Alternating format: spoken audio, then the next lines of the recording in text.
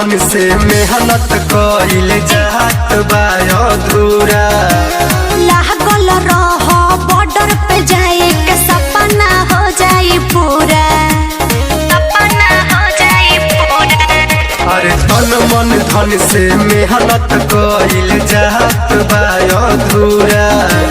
लागल रह बॉर्डर पे जाए के सपना हो जाई पूरा।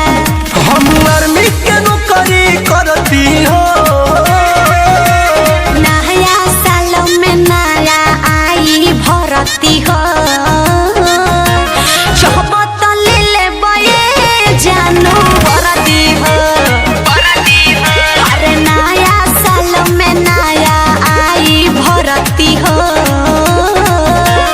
शपथ ले ले बये जानू भरती हो। नया साल में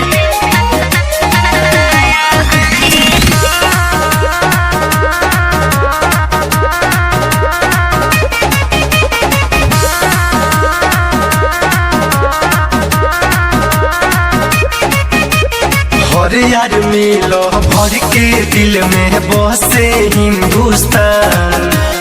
ओके सलामी दुनिया जहिया बनब तू जवान, जहिया बनब तू जवान। हर यार मिलो भर के दिल में बसे हिंदुस्तान। ओके सलामी दुनिया जहिया बनब तू जवान। दीपक सुनील सागर बॉर्डर पकड़ जी हो। नया साल में नया आई भरती हो।